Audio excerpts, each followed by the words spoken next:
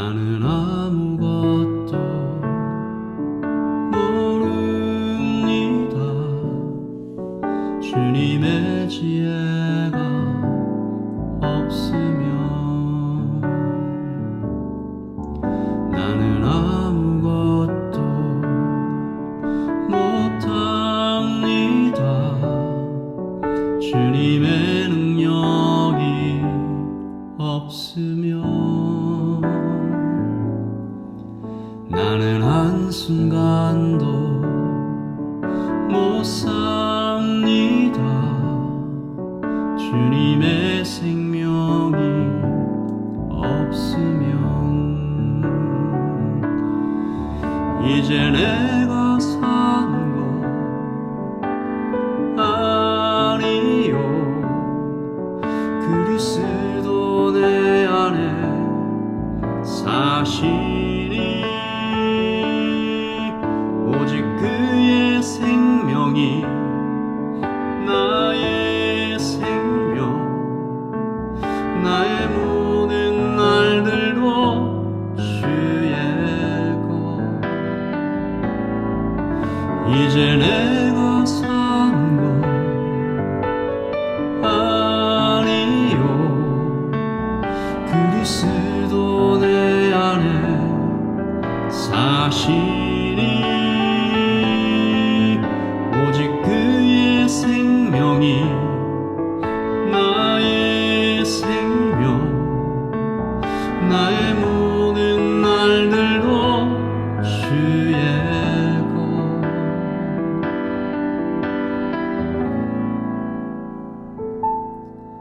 나는 오직 한 분 바랍니다. 나의 아버지 나의 구원 나의 주 나의 아버지 나의 구원 나의 주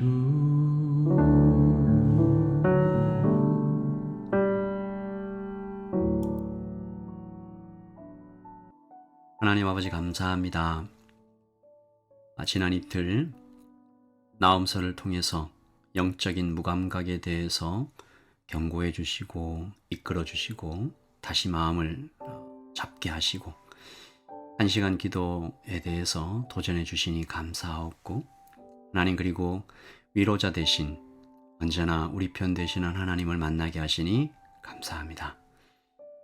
오늘 또 이제 시편으로 하나님 말씀을 대하게 되는데 하나님 시편을 통해서 새롭게 만나게 될 하나님을 기대하게 하시고 이 하나님을 통해 오늘 하루 살아갈 힘과 나아갈 방향과 아버지 하나님께서 주시는 평안을 얻게 하여 주시옵소서. 주신 말씀을 기대합니다.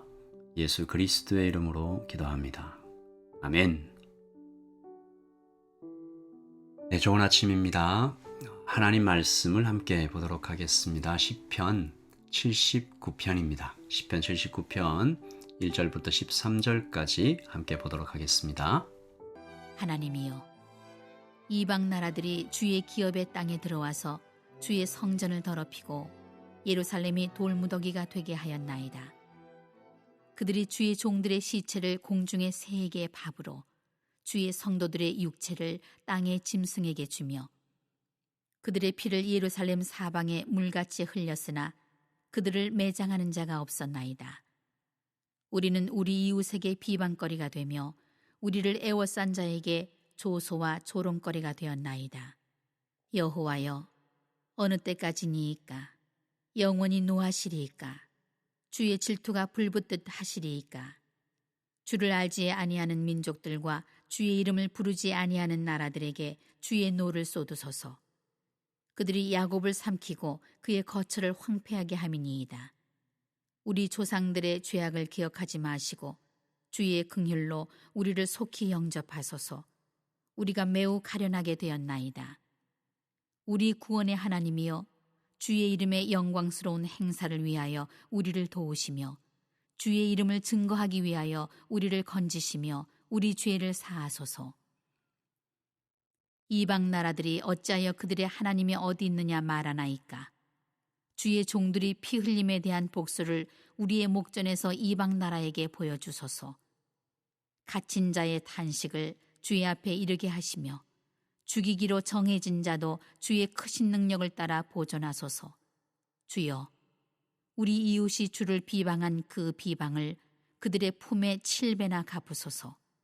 우리는 주의 백성이요 주의 목장의 양이니 우리는 영원히 주께 감사하며 주의 영예를 대대에 전하리이다. 아멘. 하나님의 말씀입니다. 말씀을 한번 읽으시면서 잠시 묵상하시겠습니다.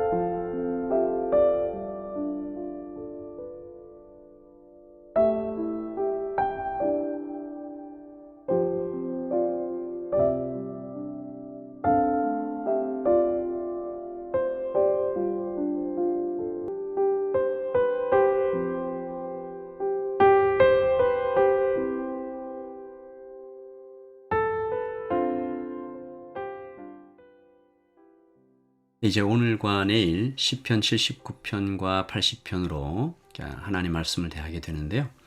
이 시편 79편은 확실하지는 않지만 아마도 BC 587년에 바벨론이 예루살렘을 파괴한 사건이 그 배경인 것 같습니다. 이 시편 74편도 같은 배경인데요. 여러분, BC 586년에 남유다가 멸망했잖아요. 그러니까 그 시기부터 시작된 이스라엘의 최대 암흑기에 기록된 시편이다 볼 수 있습니다. 이때 이 바벨론의 느부갓네살 왕이 예루살렘을 완전히 파괴하고 거주민들을 살해하고 성전을 더럽히는 일이 있었지 않습니까? 그러므로 오늘 시편은 고통의 시, 그리고 그 한가운데에서 하나님께 울부짖는 하나님 백성들의 기도라고 볼 수 있는데요.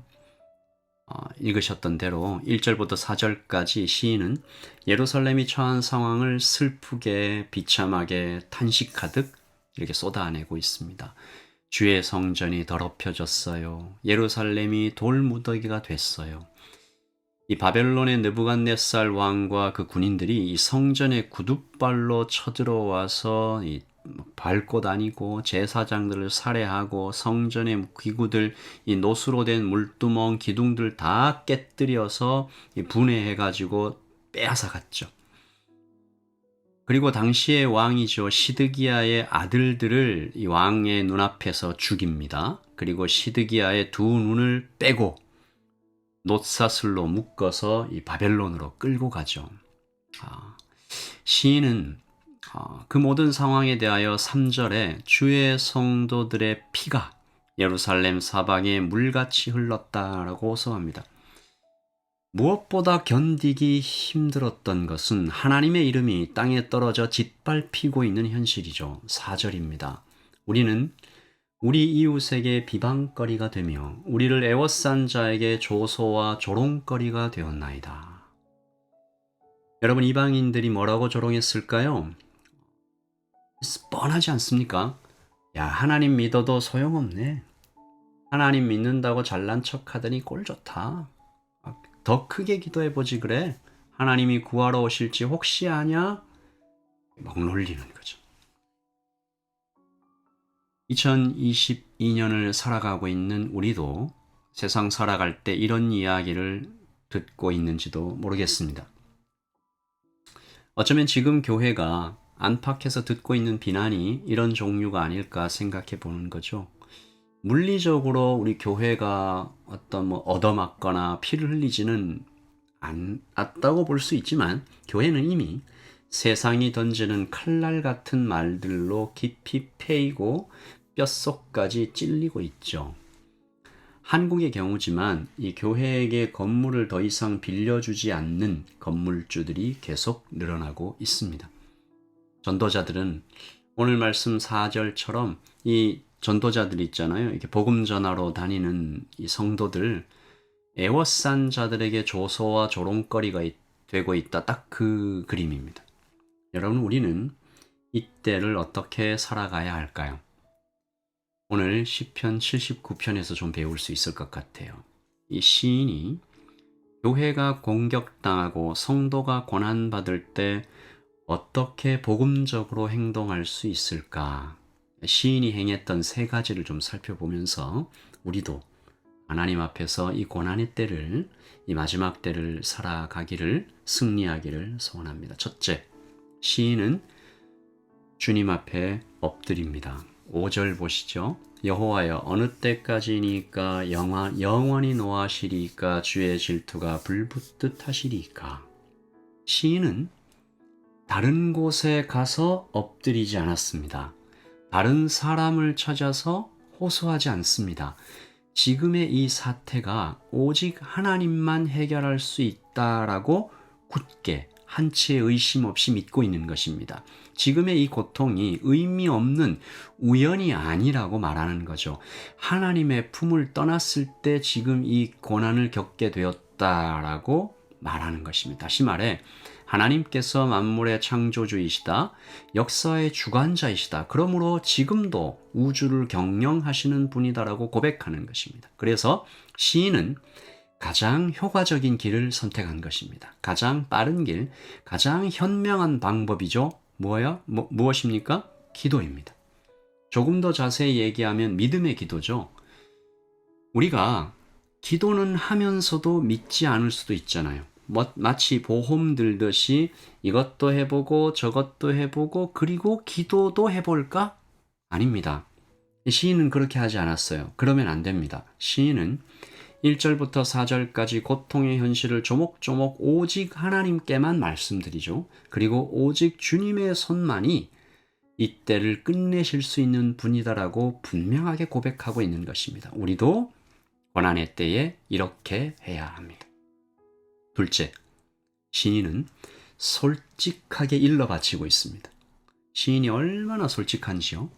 그리고 솔직함은 언제나 하나님의 인정을 받는 것 같아요. 하나님 앞에 와서 막 떼를 쓰고 그래도 괜찮은 거죠. 이미 살펴보았듯이 1절에서 4절 그리고 7절에 그가 바벨론의 악행을 막 하나님께 고발하는데요. 마치 어린아이가 아빠에게 와서 저놈이 그랬어요. 이렇게 일러 바치듯이 하나하나 토해놓죠. 그리고 아빠 쟤 좀 때려주세요. 그런 기도입니다. 6절에 보시면 주를 알지 아니하는 민족들과 주의 이름을 부르지 아니하는 나라들에게 주의 노를 쏟으소서. 12절이죠. 주여 우리 이웃이 주를 비방한 그 비방을 그들의 품에 7배나 갚으소서. 문자적으로 7배가 아니죠. 완전히 멸절시켜 주소서. 완전수입니다. 성도가 좀 점잖하게 기도를 해야지 이런 무서운 기도를 드려도 될까요? 여러분, 됩니다. 시편이 그런 기도들이 많아요. 대신 한 가지만 잊지 않으면 됩니다. 사람에게 일러 바치는 것이 아니라 누구에게요? 하나님께만 일러 바치면 됩니다. 그리고 셋째요. 감사와 찬양을 드리죠. 시인은 그럼에도 불구하고 감사하고 찬양합니다. 내가 누구인지 잊지 않음이 이 감사와 찬양을 터져 나오게 하는데요. 13절이죠. 우리는 주의 백성이요 주의 목장의 양이니 우리는 영원히 주께 감사하며 주의 영예를 대대에 전하리이다. 아마도 속 시원하게 일러 바치고 때려주세요 소리 지르고 구해달라고 울부짖고 나니까 마음이 좀 시원해졌는지도 모르겠어요. 물론 그런 부분이 있겠죠. 하지만 그보다 더 중요한 것은 주님께 나와서 오직 주께 엎드렸더니 주님께 숨기는 것 없이 또 이렇게 미사역으로 포장하지 않고 아름답게 말하려고 막 애쓰지 않고 그냥 솔직하게 주님 앞에 털어놓았더니 하나님께서 하늘로부터 신비로운 평안을 선물해 주신 것입니다. 그러므로 우리도 오늘 아침에 이렇게 시인처럼 기도해요. 골방으로 들어가서 엎드려 기도해요. 어제 하루 1시간은 기도하자 도전 드렸잖아요. 이렇게 오직 주께만 솔직하게 그리고 감사와 찬양으로 기도하십시다. 말씀을 좀 마치면서 한 가지만 더 나누기 원하는 것은 시인이 지금 이스라엘 전체를 위해서 대신 기도하고 있는 모습에 좀 주목해 봅니다. 아주 아름다운 복음적인 행동이잖아요. 우리도 그렇게 하십시다. 우리 이렇게 말하지는 말도록 좀 결심하죠. 우리 집은 별 문제 없는데요. 저는 뭐 큰 어려움 없는데요. 이런 얘기 하지 말아야 합니다. 몸으로 이어진 교회가 고통받고 있는 현실을 우리의 영적인 눈을 떠서 봐야 돼요. 언젠가 제가 에스겔 37장을 설교하면서 그 골짜기의 마른 뼈들, 그 살해당한 뼈들이 이 땅의 청년과 청소년 같다라고 말한 적이 있습니다. 여러분 어디 청년과 청소년 뿐이겠어요? 이 땅의 아버지들이, 이 땅의 어머니들이 참 그래요. 하나님이 기뻐하시는 가정이 아니라 서로를 깎아내리는 가정, 그런 부모님들, 그런 부모와 자식, 서로를 미워하는 남편과 아내가 그런 아픈 가정들이 참 많이 있잖아요. 그들의 아픔도 함께 끌어안고 고통받는 이 땅 뉴질랜드와 우크라이나와 대한민국, 오직 주님께서 이 땅에 평화 주실 수 있는 분임을 오늘 고백하면서 주님만 하실 수 있습니다. 이 땅의 어둠을 끝내시고 부흥케 하실 수 있는 분은 오직 하나님이십니다. 그렇게 주님께 이 아픈 가정을 만들어내는 이 악한 영들의 악행을 일러바치고 그들에게 조종당하는 불쌍한 자들을 위해서 기도하면서 이 아침을 시작하려고 하는데요. 그리고 감사하는 것입니다. 그리고 찬양하는 것이죠. 13절을 제가 다시 읽고요. 우리 같이 한번 찬양하고 기도할 텐데, 우리는 주의 백성이요 주의 목장의 양이니 우리는 영원히 주께 감사하며 주의 영예를 대대에 전하리이다. 아까도 말씀드렸지만 주의 백성이라는 말의 의미, 주의 목장의 양이라는 이 의미에 대해서 묵상할 때 감사와 찬양이 터져 나옵니다. 우리 여기에 대해서는 내일 10편, 80편을 통해서 자세히 나누도록 하고요. 이제 우리 찬양하면서 기도 제목을 가지고 하나님께 나아갈 텐데, 오늘 예배를 시작하면서 나는 아무것도 모릅니다. 아무것도 못합니다. 주님이 없으면, 주님의 사랑이 없으면, 지혜가 없으면, 능력이 없으면, 딱 이 마음으로 오직 주께 나와 엎드리고 오직 하나님께만 일러 바치며 하나님의 능력을, 찬양 가사의 끝부분에 오직 한 분만 바랍니다 라는 가사가 있잖아요. 우리 그 마음으로 찬양하면서 이 하루를 시작해요. 찬양 드리고 준비한 가지고 나오신 기도 제목으로 하나님께 나아가겠습니다. 찬양하십시다.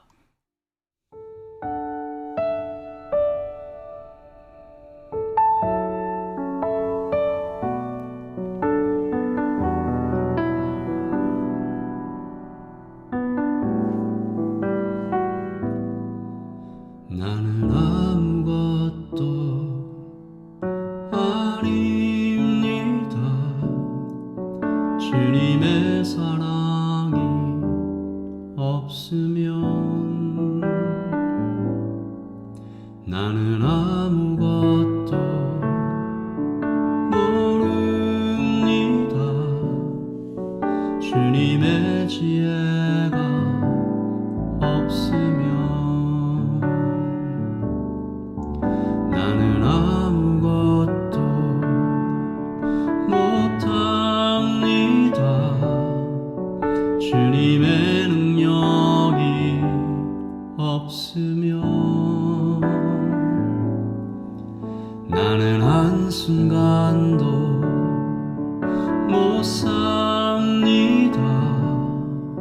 주님의 생명이 없으면 이제 내가 사는 것 아니요, 그리스도 내 안에 사시니 오직 그의 생명이 나의 생명 나의 모든 날들도 주의 것 이제 내가 사는 것 아니요 그리스도 내 안에 사시니 오직 그의 생명이 나의 생명 나의 모든 날들도 주의 것